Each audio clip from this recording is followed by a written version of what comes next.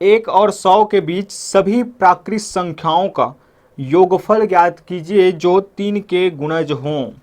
सबसे पहली बात, 1 से 100 तक की प्राकृत संख्याएं, पता है प्राकृत संख्याएं मतलब कि गिनती के नंबर्स, जीरो शामिल नहीं होता है, ना ही कोई भी ऋणात्मक संख्या यहाँ पे शामिल होती है। क्लियर है, ये बात क्लियर है।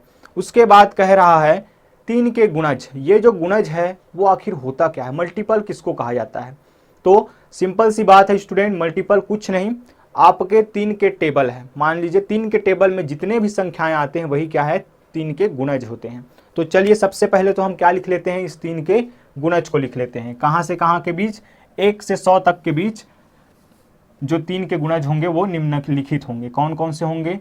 क्वेश्चन नंबर 6, 1 से 100 तक के बीच 3 के गुणज। 3 के गुणज कौन कौन से हो जाएंगे? सबसे पहली बात तो 3 से ही स्टार्ट होगा। कुछ नहीं, आपको 3 के क्या लिख देना है, टेबल को यहाँ पे लिख देना है। तो ये हो जाएगा 3, 6, 9, आगे बढ़ता जाएगा और अंत में हमें क्या मिलेगा, 99।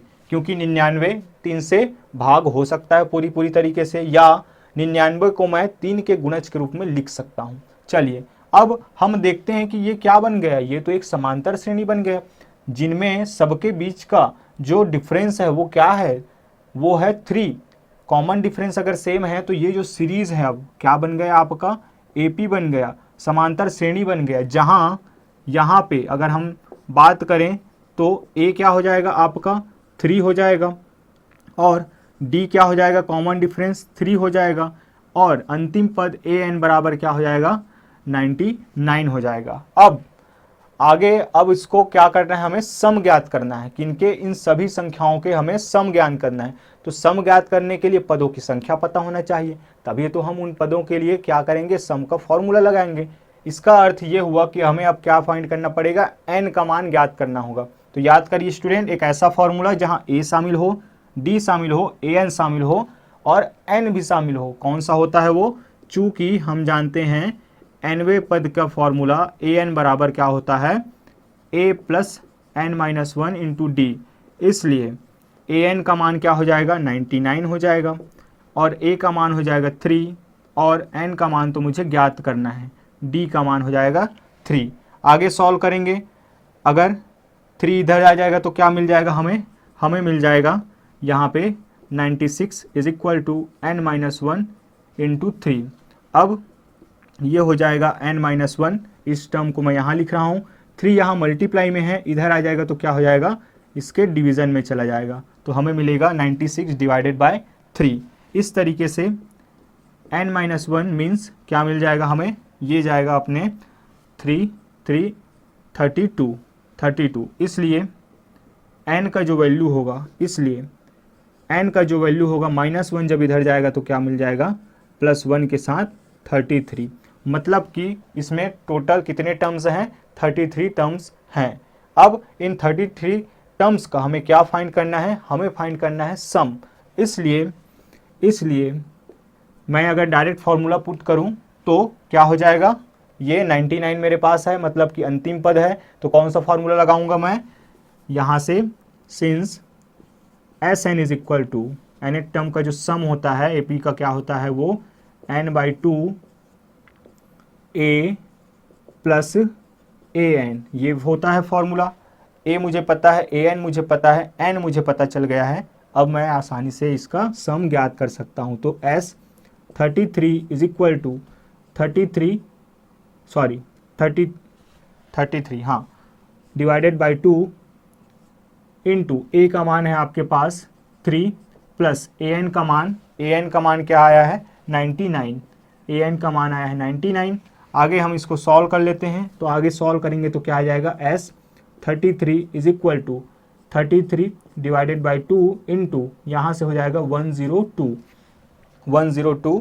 तो आगे बढ़ते हैं, आगे क्या मिल जाएगा, हमें मिल जाएगा एस 33 इज इक्वल टू वहाँ से 33 इंटू 51। कहाँ से आया 51, 2 से अगर हम 2 से अगर 102 को हम कट करते हैं तो क्या आता है, इनक्यावन आता है। चलिए बढ़ते हैं आगे, और इनको अगर हम मल्टीप्लाई करें तो क्या हो जाएगा, ये हो जाएगा हमारा 33 इंटू 1 करेंगे तो 33 आ जाएगा, 33 इंटू 1 करेंगे तो क्या आ जाएगा 33, 33 का 3 कैरी आ गया 3, 33 इंटू 5 करेंगे तो ये आ जाएगा 165, 165 में अगर हम 3 को ऐड करेंगे तो 168, ये रहा आपका आंसर, ये रहा आपका आंसर, आंसर यही आया है। बुक से एक बार मैच कर लेते हैं क्या आया है। क्वेश्चन नंबर 6 बिल्कुल एग्जैक्टली यही आया है। चलिए इस तरीके से हमने क्वेश्चन नंबर 6 को भी बड़े ही आसानी से समझ लिया। आगे बढ़ते हैं स्टूडेंट और देखते हैं हम क्वेश्चन नंबर 7 को। क्वेश्चन नंबर 7 क्या है, क्या यही पैटर्न है या कुछ चेंजेस है यहाँ? तो लगभग यही पैटर्न है। क्वेश्चन नंबर 7 है 0 और 50 के बीच विषम संख्याओं का योग ज्ञात कीजिए। विषम संख्याओं का योग किन के बीच?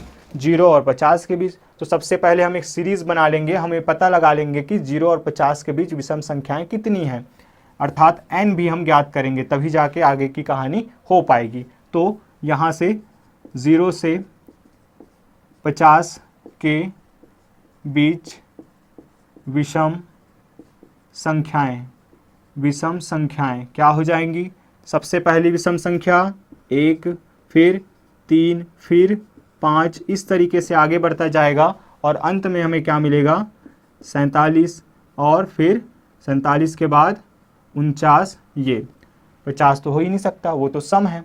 इस तरीके से फिर से हम देखते हैं कि ये क्या है, ये तो एक एपी है, एक समांतर श्रेणी है जिसमें यहाँ प्रथम पद क्या है, प्रथम पद a बराबर है 1, सार्वांतर d क्या है, कॉमन डिफरेंस इसमें 3 - 1 मीन्स 2, और अंतिम पद an क्या है, यहाँ पे 49 है। फिर से वही किस फॉर्मूले से, इसी फॉर्मूले से हम क्या ज्ञात कर लेंगे, n पदों की संख्या, और पदों की संख्या ज्ञात होने पर हम उन पदों के योग भी ज्ञात कर सकते हैं। तो चलिए क्या हो जाएगा यहाँ से, since an is equal to होता है a plus n minus 1 into D, इसलिए an का वैल्यू है 49, a का वैल्यू है 1 plus n minus 1 into d, n minus 1 into d तो पता है हमें।